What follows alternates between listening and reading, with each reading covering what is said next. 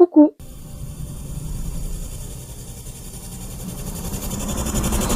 1995, 2 sœurs assassinées à Pau, aucun mobile, toujours aucun coupable.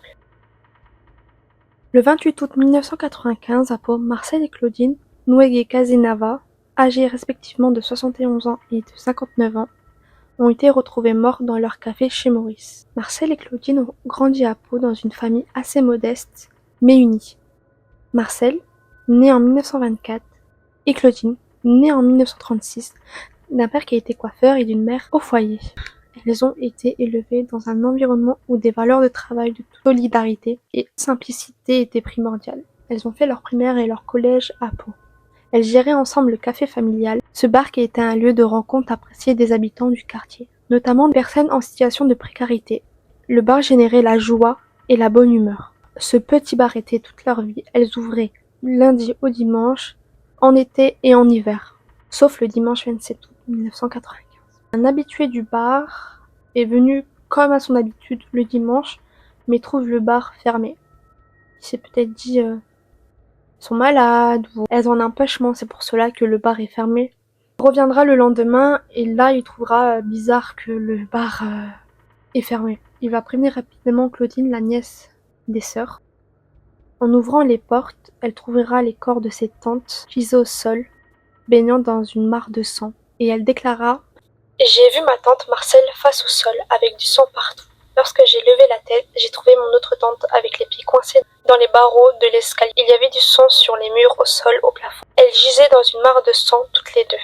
Après avoir fait l'autopsie des deux corps, ils ont découvert qu'elles étaient assassinées avec un objet tranchant, probablement un rasoir. La police arrive rapidement sur les lieux du crime. L'enquêteur en tête à l'époque des faits, Joël Broche, chargé de l'affaire, il constate que le meurtrier était seul. Aucune trace prouve qu'ils étaient plusieurs, qu'ils n'avaient pas volé dans les caisses parce qu'il restait toujours de l'argent et que les serres n'ont pas été levées.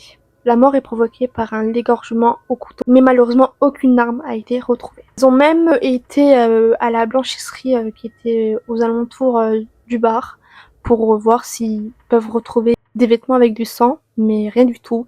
Ils ont même été à l'hôpital psychiatrique qui était à côté pour savoir s'il n'y avait pas un patient qui avait fugué cette nuit-là, mais non, rien du tout. Après avoir fait leurs recherches, on dit peut-être que c'est une piste financière. Du coup, la police a soupçonné le frère Robert, car ses sœurs n'avaient pas d'enfants et qu'il héritait automatiquement du bar. Mais il avait un alibi ce week-end-là, il était loin de Pau. D'autres pistes, comme des personnes qui voulaient racheter le bar, elles avaient reçu des menaces verbalement quelque temps avant le drame. Mais pour les enquêteurs, cette piste n'était pas fiable. En concluant, c'était un habitué du bar et une personne qui connaissait très bien les sœurs. Un témoin va permettre d'établir un portrait robot d'un client suspect. Le témoin était un habitué du bar et il va donner la description d'un jeune homme en short. Il portait une casquette et il se trouvait très grossier envers les sœurs. Cela a intrigué la clientèle du bar. Le témoin avait été interpellé quelques semaines avant à la gare de Pau, dans les WC des femmes. Il était en train d'espionner les femmes dans les toilettes et il avait même menacé les agents qui travaillaient à la gare. Il a été arrêté et ils ont même fait une perquisition chez lui, mais ils n'ont rien trouvé. Cet homme-là était un déserteur à l'école de l'armée de Pau.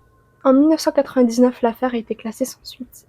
En 2000, le bar a été détruit et remplacé par un parking et une station d'essence. En décembre 2024, à quelques mètres du bar, une infirmière et une aide-soignante sont retrouvées égorgées au centre hospitalisé psychiatrique de Pau. Ce meurtre a évidemment choqué la France et le mode opératoire était similaire à celle des sœurs. Alors le dossier a été réouvert, hypothèse qu'un patient a fugué cette nuit-là reste possible, mais il n'y a aucune piste. En janvier 2005, Romain Dupuis, ancien pensionnaire de l'établissement, est arrêté après avoir été confondu par son ADN pour les deux meurtres des deux infirmières.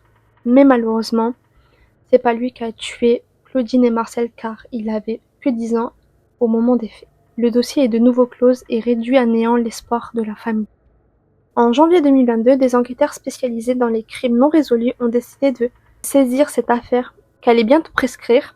Le chef de l'office a dit: les faits sont d'une extrême violence, ce meurtre sort de l'ordinaire et a marqué les esprits de la population et des enquêteurs. Des nouvelles comparaisons ADN vont être établies sur des preuves restées sous scellé et les données du fichier national des empreintes génériques ont été effectuées.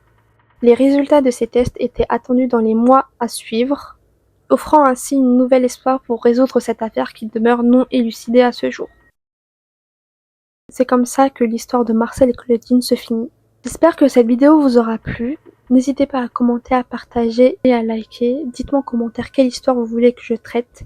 Et j'espère qu'un jour, ils vont retrouver le meurtre de Claudine et Marcel. Je vous fais des gros bisous.